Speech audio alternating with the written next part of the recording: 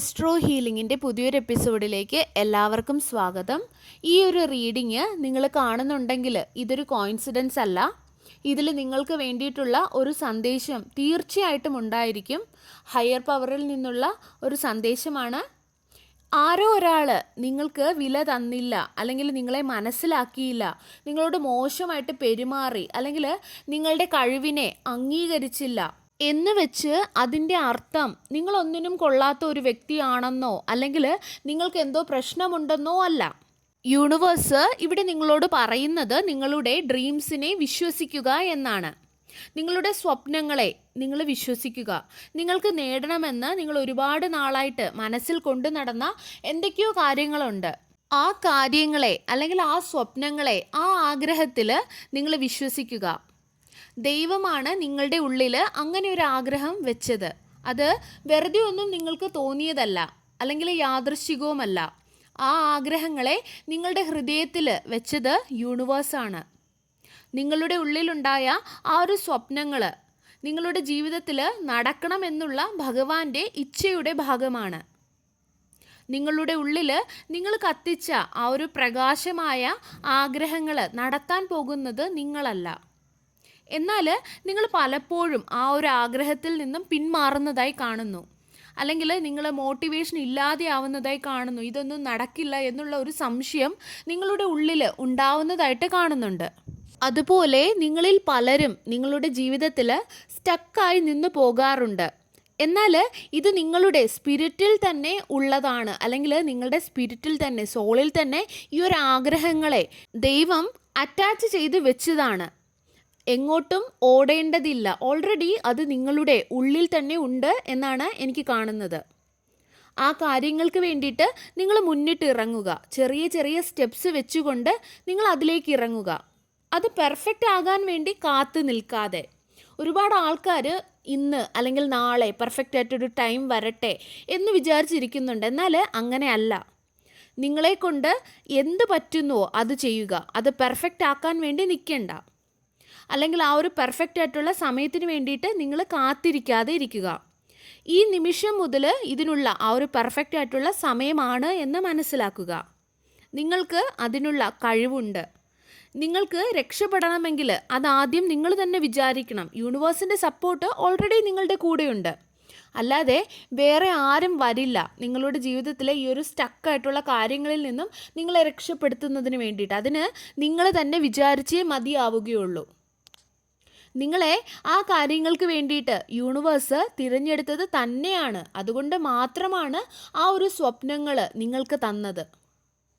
നിങ്ങളിലുള്ള ആ അനുഗ്രഹങ്ങളെ നിങ്ങൾ ഉപയോഗിക്കാതെ അത് മണ്ണിൽ കുഴിച്ചിട്ടിട്ട് ജീവിതത്തിൽ ഒന്നും നടക്കുന്നില്ല എന്ന് പറഞ്ഞിട്ട് കാര്യമില്ല.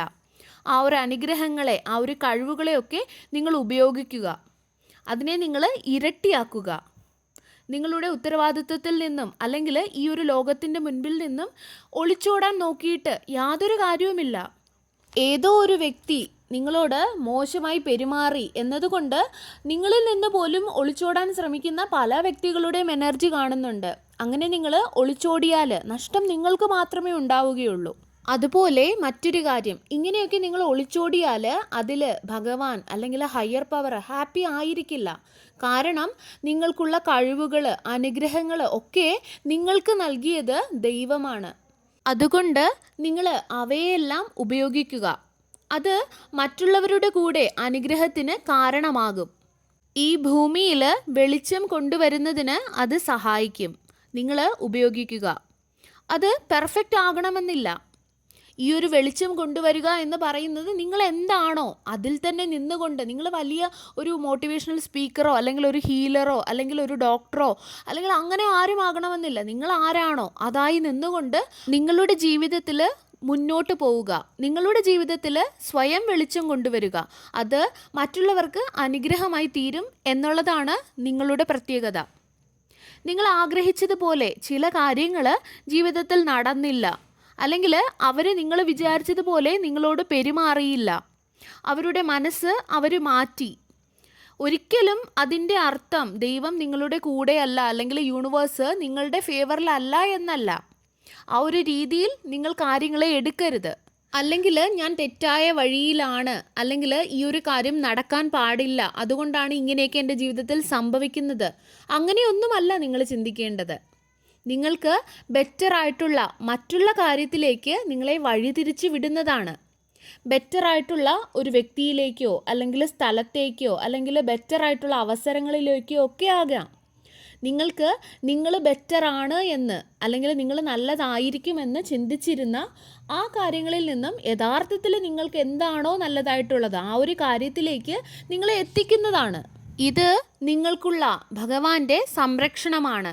നമ്മുടെ മുൻപിൽ അടയുന്ന ഓരോ വാതിലുകളും നമുക്കുള്ള ദൈവിക സംരക്ഷണമാണ്. നിങ്ങൾ ഇതെന്നോടൊപ്പം പറയുക: എൻ്റെ മുൻപിൽ അടഞ്ഞ എല്ലാ വാതിലുകളും എനിക്കുള്ള ദൈവിക സംരക്ഷണമാണ്. ഇതാണ് ഈ ഒരു റീഡിങ്ങിൽ നിങ്ങൾക്കുള്ള അഫർമേഷൻ. നിങ്ങൾക്കറിയാം നിങ്ങൾ ആരാണ് എന്ന്, അല്ലേ? നിങ്ങളൊന്ന് ഓർത്തു നോക്കൂ നിങ്ങളെക്കുറിച്ച്.